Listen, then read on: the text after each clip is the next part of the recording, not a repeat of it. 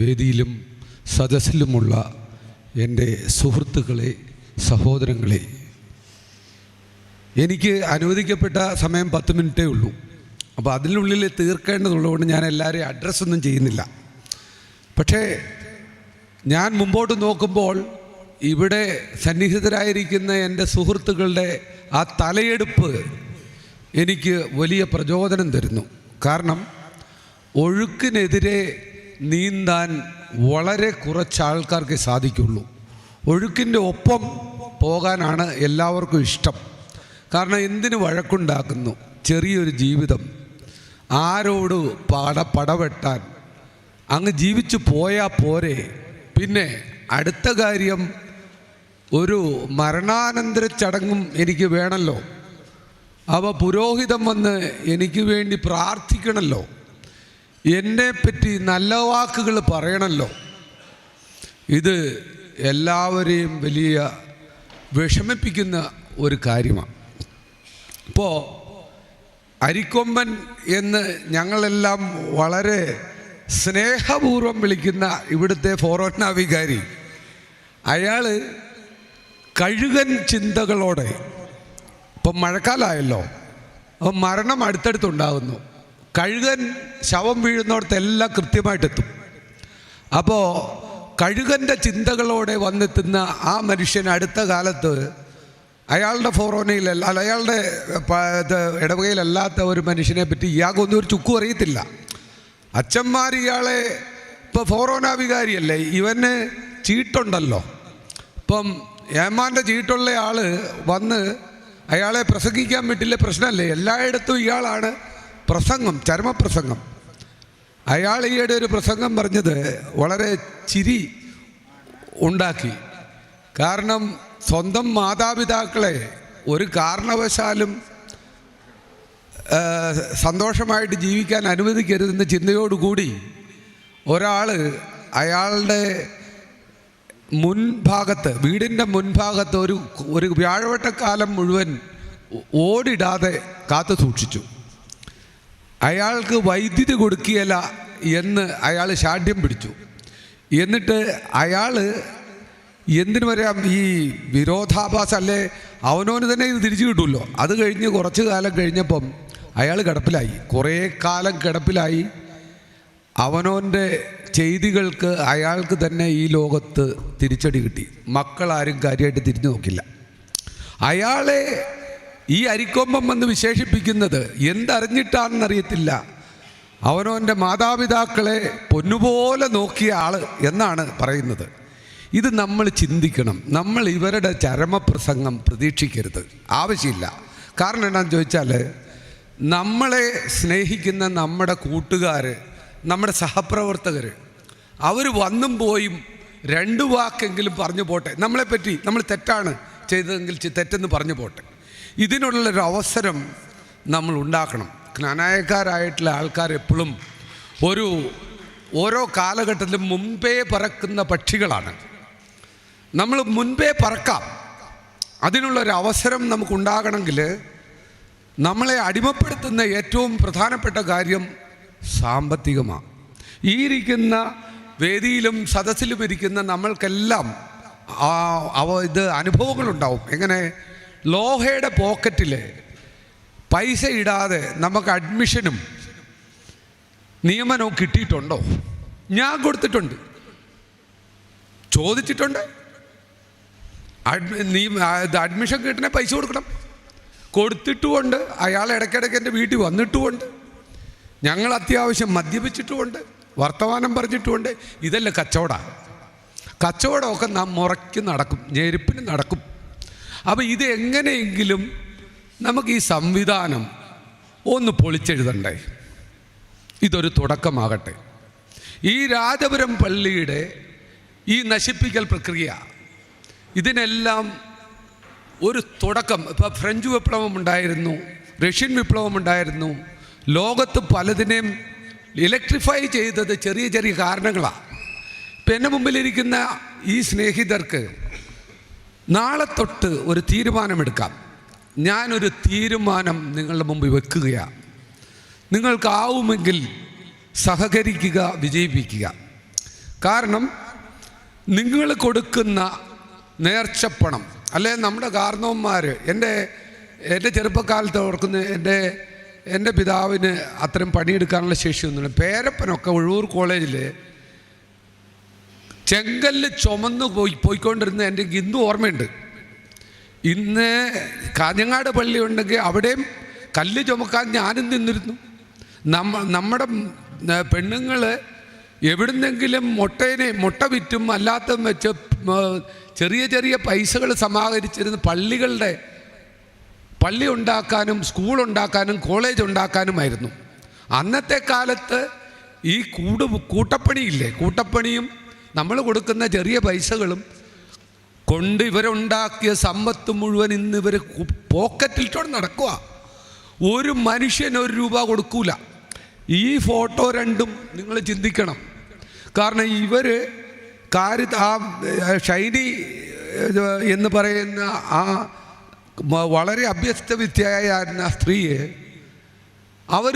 ഒരു ചെറിയ ജോലിക്ക് വേണ്ടി, ഏത് നേഴ്സിങ്ങിൻ്റെ പണ്ട് തൊട്ടേ സ്റ്റാഫ് നേഴ്സായിരുന്ന ആ സ്ത്രീ പോയിട്ട് ഒരു ജോലി ചോദിച്ചിട്ട് കാരിത്താസിൽ ഇവർ പലവട്ടം മടക്കി. ആ കൂടെ ഇപ്പോൾ നമ്മളിൽ നിന്ന് വരുന്ന ഷിൻസ് കുര്യാക്കോസ് എൻ്റെ വലിയ സുഹൃത്തും എൻ്റെ കൂടെ എപ്പോഴും ഏത് കാര്യത്തിനും സഹപ്രവർത്തകനുമായിരുന്നു. എപ്പോഴും എന്നെ വിളിക്കും. എന്നോട് ഒരു 2 വട്ടം ഷിൻസ് ചോദിക്കുകയാണ്, എനിക്ക് കുറ്റബോധമുണ്ട്, പറയാതിരിക്കാൻ പറ്റില്ല. എന്നോട് ചോദിച്ചു, ശിവൻ ചേട്ടാ, എനിക്ക് ഒരു HR ഹ്യൂമൻ റിസോഴ്സസിൻ്റെ ഒരു ജോലി തരപ്പെടുത്തി തരാമോ? അദ്ദേഹം നോക്കുമ്പോൾ MBA-കാരനാണ്. മലയാള മനോരമ ജോലി ഉണ്ടായിരുന്നു, ജോലി നഷ്ടപ്പെട്ടു. ഏത് പുരോഹിത വർഗത്തിൻ്റെ സമ്മർദ്ദം മൂലം. കാരണം കട്ട ജ്ഞാനായവാദിയും സമുദായ സ്നേഹിയുമായിരുന്ന ആ വ്യക്തി പുരോഹിതരോടുള്ള വിരോധം പറയാൻ മടിക്കാത്തൊരു വ്യക്തിയായിരുന്നു. ഉള്ള കാര്യം എവിടെയും വിളിച്ചു പറയുന്ന ആ വ്യക്തി. അപ്പോൾ ആ വ്യക്തിയെ ഉന്മൂലനം ചെയ്യുന്നത് എങ്ങനെയാണ്? ചിറക് കണ്ടിക്കുക, ഓരോരോ ചിറക് കണ്ടിച്ച്. ആദ്യം ഇപ്പം നിങ്ങൾ ഓർക്കേണ്ടത്, ഇപ്പം മനോരമയിലൊക്കെ ജോലി കിട്ടുക എന്ന് പറഞ്ഞാൽ ഒരു 25,000 35,000 രൂപയുടെ ശമ്പളമേ ഉള്ളൂ. ഇവിടെ എൻജിനീയറിംഗ് പാസ്സായ ആൾക്കാർക്ക് ബാങ്കിൽ ജോലി കിട്ടിയാൽ 22,000 ശമ്പളമേ ഉള്ളൂ. അപ്പം നമ്മളൊക്കെ ജോലി കൊടുക്കാൻ പ്രാപ്തരായിട്ടുള്ള നമ്മളിൽ ഒത്തിരി പേരുണ്ട്. എൻ്റെ സംവിധാനങ്ങൾ ഞാൻ 35,000 ശാപ്പാടും താമസമൊക്കെ കൊടുക്കുന്നുണ്ട്. അങ്ങനെ ഒരു വിഷമസന്ധി ഷിൻസ് അഭിമുഖീകരിച്ചെന്ന് എനിക്ക് മനസ്സിലായിരുന്നില്ല. അവന് വേണ്ടപ്പെട്ട അവൻ്റെ പഠനത്തിനനുസരിച്ചുള്ള ജോലി എനിക്ക് കൊടുക്കാൻ കഴിയില്ലായിരുന്നു. ഞാൻ ജോബി സാറിനോട് ചോദിച്ചിരുന്നു, ഒരു ജോലി വേണം. പക്ഷേ ഇതൊക്കെ എന്നാന്ന് ചോദിച്ചാൽ നിരസിക്കാനും ഉള്ള ജോലി കളയാനും രൂപതാ നേതൃത്വമൊക്കെ ഇന്ന് വളരെ പ്ലാൻഡായിട്ടുള്ള പരിപാടികളാണ് ചെയ്യുന്നത്. ഇവരെവിടെ നിന്നാണ് ഈ ധനസമാഹരണം ചെയ്യുന്നത്? അതിനെപ്പറ്റിയാണ് ഞാൻ വീണ്ടും വരുന്നത്. അൽമായൻ്റെ പണമിട്ട് ഉണ്ടാക്കിയ സംവിധാനങ്ങളുടെ എല്ലാം താക്കോൽ ഇവരുടെ പോക്കറ്റിലാണ്. അവരാണ് എല്ലാത്തിൻ്റെ വിധാതാവ്. അവർ കൂടുതൽ കളിച്ചാൽ നമ്മുടെ കൂതാശകൾ മുടക്കും, നമ്മളെ വഴിയാധാരമാക്കും. ഇന്ന് ഇവർക്ക് എന്തും ചെയ്യാനുള്ള ആ പ്രാമാണിത്വം കിട്ടി. നിങ്ങൾ പഴയ നിയമം എടുത്ത് നോക്കിയാൽ ലേവ്യരോ അല്ലെങ്കിൽ പണ്ടത്തെ കാലത്തെ ആൾക്കാരുടെ ഈ തലമുതിർന്ന ആൾക്കാർ സമൂഹത്തിൽ നിന്നായിരുന്നു. പുരോഹിതരെപ്പോഴും ശുശ്രൂഷ നടത്തുന്ന ആൾക്കാർ, അവർക്ക് നിവേദ്യത്തിൽ കിട്ടുന്ന അപ്പവും അല്ലാത്തതൊക്കെ ഉള്ളായിരുന്നു അവരുടെ അവകാശം ഉള്ളൂ. അതിൽ നിന്ന് ഭക്ഷിക്കാമോ ഇല്ലയോ എന്നുള്ളതേ ചോദ്യം ഉണ്ടാകും. ഇവർ യേശുക്രിസ്തു നമുക്ക് ക്രിസ്തുമതം സ്ഥാപിച്ചെന്നും യേശുക്രിസ്തു പൗരോഹിത്യം സ്ഥാപിച്ചെന്നും എല്ലാം കട്ട നുണ പറഞ്ഞ് നിങ്ങളെ പഠിപ്പിക്കുക. യേശുക്രിസ്തു ക്രിസ്തുമതവും സ്ഥാപിച്ചിട്ടില്ല, ഒരു പൗരോഹിത്യവും സ്ഥാപിച്ചിട്ടില്ല. ഇതെല്ലാം പറഞ്ഞു പഠിപ്പിച്ച് പൗരോഹിത്യ പ്രാമാണ്യം നിങ്ങളുടെ മുമ്പിലേക്ക് പ്രാൽസാറ് പറഞ്ഞ പോലെ വിളമ്പിത്തരികയാണ്. അവരെ നമിക്കുക, അവരുടെ ലോഹ തൂക്കിയിടുന്നിടത്ത് പോയിട്ട് മുത്തുക, ഇത് മാത്രമായി നമ്മൾ അതപ്പതിക്കുക. അൽമായൻ്റെ പണം ഉപയോഗിച്ച് കളിക്കുക. ഞാൻ നിങ്ങളുടെ മുമ്പിലേക്ക് ഞങ്ങൾ കുറച്ച് ദിവസമായി ആലോചിച്ച് ഉണ്ടാക്കിയൊരു പദ്ധതിയാണ്. അതിവിടെ തുടങ്ങണം. ഈ രാജപുരം ഫൊറോനയിൽ തുടങ്ങാൻ നമുക്ക്. ഇന്ന് ഇവിടെ മഹത് സാന്നിധ്യമായ 5 ഫൊറോന പ്രസിഡന്റുമാരുണ്ട്. ബഹുമാനപ്പെട്ട പ്രാൽസാറുണ്ട്, ഇവരെല്ലാവരും കൂടെ കൂടി അത് സമ്മതിക്കുകയാണെങ്കിൽ നിങ്ങൾക്ക് എന്നിൽ വിശ്വാസമുണ്ടെങ്കിൽ ഞാൻ കൃത്യമായിട്ട് എന്നെയും എൻ്റെ സഹപ്രവർത്തകരായിട്ടുള്ള മുളവനാൽ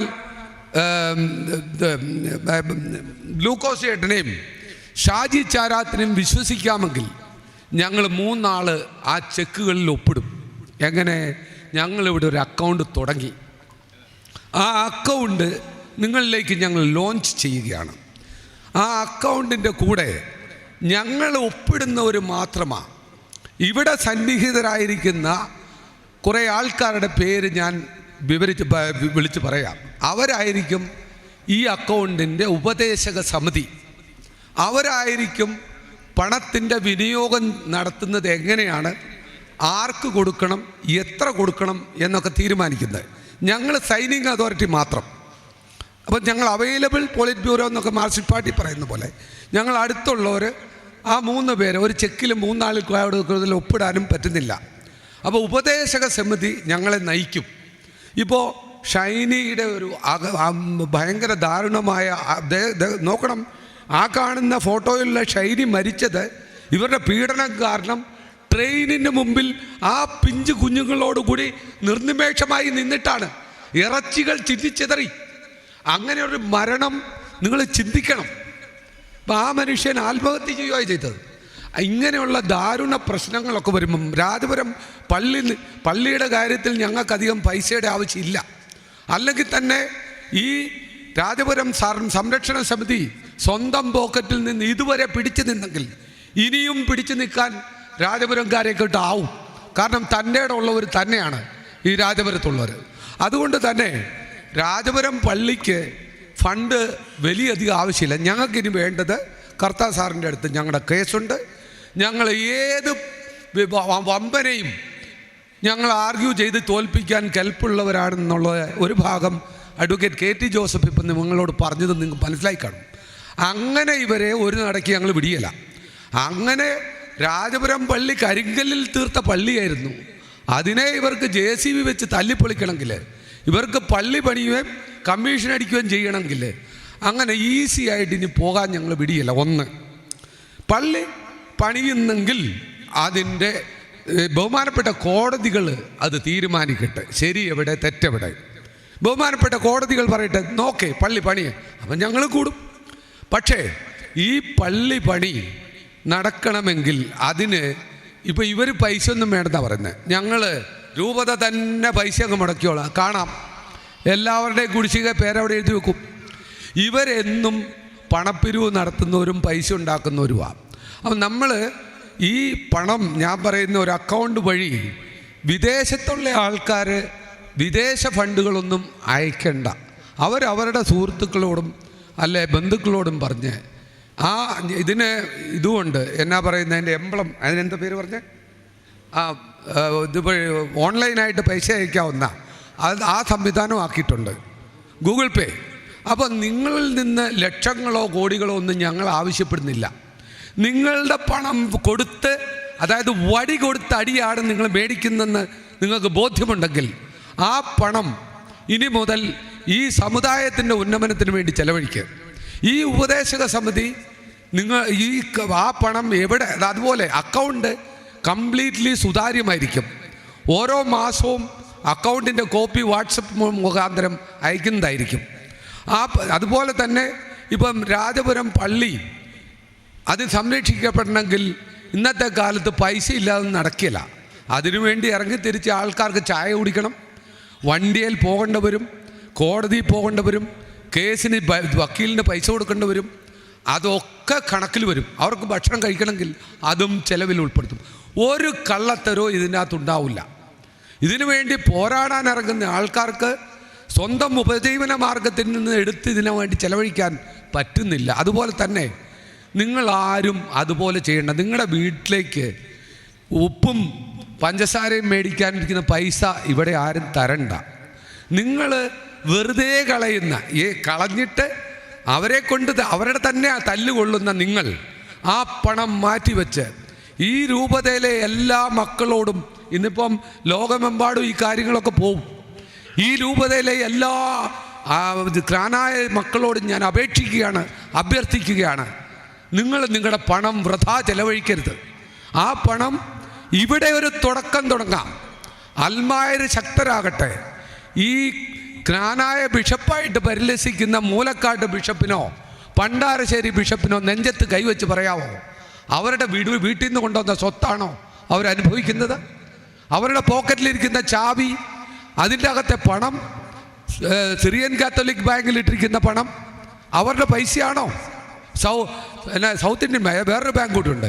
ഇവർ അഭയ കേസിൽ ഇത്രയും കോടികൾ മുടക്കി കളിച്ചിട്ടും ഇവരുടെ ദലാളന്മാരെ അവരെ പണിഷ്മെൻറ്റിൽ നിന്ന് രക്ഷപ്പെടുത്താൻ ഇവർക്ക് കഴിഞ്ഞോ? അപ്പം ഇവർ ദുരുപയോഗം ചെയ്യുന്ന പണം ഇവരുടേതാണോ? വല്ലംബ്രോസൻ സഭയിൽ നിന്ന് ഇവിടെ എത്തിയ മൂലക്കാട് ബിഷപ്പ് ഇന്നലെ എത്തിയെങ്കിൽ, അല്ലേ 2008 എത്തിയെങ്കിൽ അദ്ദേഹത്തിനുള്ള ഒരവകാശം തന്നെയാണ് എനിക്കും നിങ്ങൾക്കും ഉള്ളത്.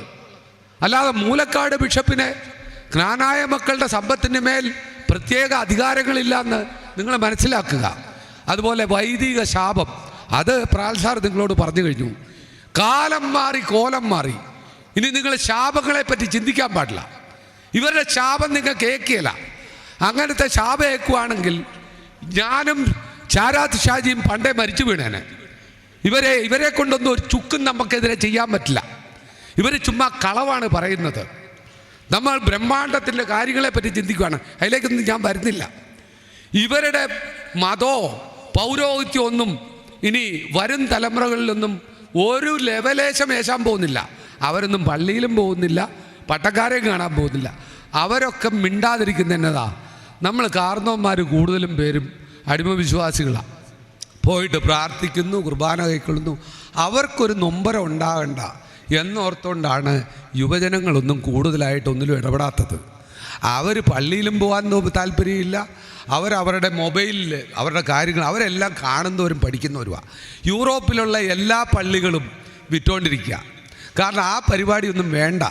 മുസ്ലിം ഫണ്ടമെൻ്റലിസത്തിനും ഒട്ടാകെ തിരിച്ചടിയാണ് വരുന്നത്. പൗരോഹിത്യം ഒട്ടാകെ നശിച്ചുകൊണ്ടിരിക്കുക. നിങ്ങളിനി ഏത് പുരോഹിതൻ്റെ പുറകെ നടക്കേണ്ടത്? നിങ്ങൾ നിങ്ങളുടെ പണം ശരിയായ രീതിയിൽ വിനിയോഗിക്കുക. ദുരിതമനുഭവിക്കുന്നവരും സമൂഹത്തിൽ വേദന അനുഭവിക്കുന്നവർക്കും നിങ്ങളുടെ പണം കൊണ്ട് എന്തെങ്കിലും ഗുണം ചെയ്യാൻ നിങ്ങൾക്ക് സാധിക്കുമെങ്കിൽ നിങ്ങൾ ആ പണം നല്ല കാര്യങ്ങൾക്ക് ഉപകരിക്കുക. നിങ്ങളുടെ 10 രൂപ അല്ലെ 100 രൂപ നേർച്ചയിടുന്ന പണം മാത്രം നിങ്ങൾ ഈ പറയുന്ന ഇതുവഴി ഗൂഗിൾ പേ വഴി നിങ്ങൾ ഇതിലേക്കിട്. അപ്പോൾ ആ പണം കൊണ്ട് ഇവിടെ എന്ത് ചെയ്യണം എന്നുള്ളത് ഉപദേശക സമിതി തീരുമാനിക്കും. ഉപദേശക സമിതിയുടെ തീരുമാനം അനുസരിച്ചായിരിക്കും ഞങ്ങൾ കാര്യങ്ങൾ മുമ്പോട്ട് കൊണ്ടുപോവുക. ഈ കാര്യം നിങ്ങളോട് പറയുന്നത്, ഒന്ന്, ഞങ്ങൾ ഉപദേശക സമിതിയിൽ ഞങ്ങൾ ഉദ്ദേശിക്കുന്ന പ്രൊഫസർ മാത്യു പ്രാൽ സാറ്, പിന്നെ ഈ നമ്മുടെ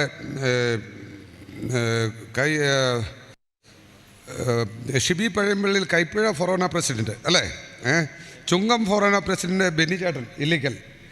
പിന്നെ ഒന്ന് എഴുതിയെടുത്താൽ കൊള്ളാം. ഹലോ, ഒന്ന് എഴുതിയെടുക്കുക ഞാൻ പറയുന്ന ആൾക്കാരുടെ പേര്. ഒന്ന് പ്രൊഫസർ പ്രാൽ സാറ്, ഉപദേശക സമിതിയുടെ അംഗങ്ങളുടെ പേരാണ്. പ്രൊഫസർ പ്രാൽ സാറ്, കൈപ്പുഴ. ഈ ഫൊറോന പ്രസിഡന്റുമാരെ എന്തുകൊണ്ട് ഇതിനകത്ത് ഇടുന്നെന്ന് പറയാം. അവർ സീക്രട്ട് ബാലറ്റ് കൂടെ ഈ സമുദായത്തിൽ ഫൊറോന പ്രസിഡന്റുമാരായവരാണ്. അവർക്ക് അധികാരങ്ങളുണ്ട്. അവർ സമുദായ നേതാക്കൾ തന്നെയാണ്. അതുകൊണ്ട് അവരെ ഉൾപ്പെടുത്തണം. അപ്പോൾ കൈപ്പുഴ ഫൊറോന പ്രസിഡന്റ് ഷിബി പഴയമ്പള്ളിൽ, ചുങ്കാം ഫൊറോന പ്രസിഡന്റ് ബെന്നി ഇല്ലിക്കൽ, കടുത്തുരുത്തി ഫൊറോന പ്രസിഡന്റ് എബ്രഹാം കരിക്കോട്ടിൽ, ഒഴവൂർ ഫൊറോന പ്രസിഡന്റ് എബ്രഹാം വെളിയത്ത്, പിറവം ഫൊറോന പ്രസിഡന്റ് മോൻസി കുടിലിൽ. പിന്നെ ഈ സംരംഭത്തിൻ്റെ രക്ഷാധികാരി ബാബു കദളിമറ്റം. ലീഗൽ കാര്യങ്ങൾ, കാരണം ഒരു അക്കൗണ്ട് മെയിൻറ്റെയിൻ ചെയ്യുമ്പോഴും കൃത്യമായ കാര്യങ്ങൾ, എല്ലാ കാര്യങ്ങളെയും സംബന്ധിക്കുന്ന കാര്യങ്ങൾ നടത്തുന്ന അഡ്വക്കേറ്റ് KT ജോസഫ്. ബാക്കിയുള്ള അംഗങ്ങളെ നിങ്ങൾക്ക് ഈ സദസ്സിൽ നിന്ന് നോമിനേറ്റ് ചെയ്യാം. പിന്നീട് വേണമെങ്കിൽ മാറ്റങ്ങൾ ഉണ്ടാക്കുകയും ചെയ്യാം. ആരെങ്കിലും, കാരണം ഇതൊരു തുടക്കമാണ്. ഇത് വലുതാകും എന്നുള്ളതാണ് ഞങ്ങളുടെ പ്രതീക്ഷ. നിങ്ങളുടെ പ്രതീക്ഷയും അസ്ഥാനത്താവില്ല. ഇത് നല്ലതാണ്. അൽമായരുടെ മുമ്പിലേക്ക് ഈ അക്കൗണ്ട് ലോഞ്ച് ചെയ്യാൻ പോവാണ്. നിങ്ങൾ കോട്ടയത്തു നിന്ന് വന്ന ആൾക്കാർക്ക് ആരെങ്കിലും വേറെ പറയാനുണ്ടോ? നോമിനേറ്റ് എങ്ങനെ ചെയ്യാം? ഡോക്ടർ ജോബി ഇലക്കാട്ട് സാറാണ്, നമ്മുടെ പ്രൊഫസറാണ്, ഡോക്ടറാണ്. അദ്ദേഹം മാന്യനായിട്ട് സ്വന്തം ബിസിനസ് നടത്തുന്ന ആളാണ്. ഡോക്ടർ ജോബി ഇലക്കാട്ട്. ഇത് ഗാലപ്പോളിക്കടെ ആയിരിക്കും ചെയ്യുന്ന കേട്ടോ. ഓൺലൈനായിട്ട് ഒരു ഇൻസിഡൻ്റ് ഉണ്ടാകുമ്പം, ഒരു പ്രശ്നം ഉണ്ടാകുമ്പം അതിനുവേണ്ടി ധനസമാഹരണം നടത്തും. ഇത് നാളെ NSS പോലെ SNDP പോലെ ഒരു നല്ലൊരു തുടക്കമായി തുടങ്ങട്ടെ. അൽമായരുടെ പരിപാടിയായിട്ട് നമ്മളെല്ലാം അച്ഛന്മാരെ ഇത് ഏൽപ്പിച്ചിട്ട് നമ്മൾ വെറും പോയി, നമ്മുടെ കഥ പോയി. അങ്ങനെ ഉണ്ടാകണ്ട. പണം, നമ്മുടെ പണം, അൽമായൻ്റെ സ്വത്ത് അൽമായനിലേക്ക് തിരിച്ചു വരാനുള്ള ഒരു പരിപാടിയാണ്. ആ ഒരു കാര്യവും കൂടെ പറഞ്ഞു. അപ്പോൾ വേറെ ആരുടെയെങ്കിലും പേര് പറയാനുണ്ടോ? ജോർജ് ഏട്ടൻ, കദളിക്കാട്ട് ജോർജ് ഏട്ടൻ. വേറെ ആരെങ്കിലും? ഏതായാലും ബാക്കി ആൾക്കാരെ പിന്നീട് ഗാലപ്പോളിക്കട് നമുക്ക് തീരുമാനിക്കാം. നമുക്കൊരു അൽമായ മുന്നേറ്റം ഇതുവഴി ഉണ്ടാകാൻ ആഗ്രഹിക്കുന്നു. ഷാജി ചാരാത്ത് സൈനിങ് അതോറിറ്റിയാണ് ഉണ്ട്, കുഴപ്പമില്ല. ട്രഷററായിട്ട് OK തോമസ് കൂടെ ഇവിടുന്ന്. അപ്പം തുടക്കം ഇവിടുന്ന് ഉണ്ടാകട്ടെ. ഇപ്പോൾ ഈ ഞങ്ങൾ സൈനിങ് അതോറിറ്റിക്കും ഇതിൻ്റെ അകത്ത് ഉപദേശക സമിതിയിൽ സ്വാഭാവികമായ അംഗത്വം ഉണ്ടായിരിക്കും. അപ്പം പണം നല്ല രീതിയിൽ ചെലവഴിക്കാനും പണത്തിൻ്റെ ആവശ്യകതയെപ്പറ്റി ഇനി കൂടുതൽ നിങ്ങളോട് പറയേണ്ട കാര്യമില്ല. എൻ്റെ സമയം അതിക്രമിച്ചെന്ന് ഇവിടെ പറയുന്നു. അതുകൊണ്ട് ഞാൻ നിർത്തുന്നു. നന്ദി, നമസ്കാരം.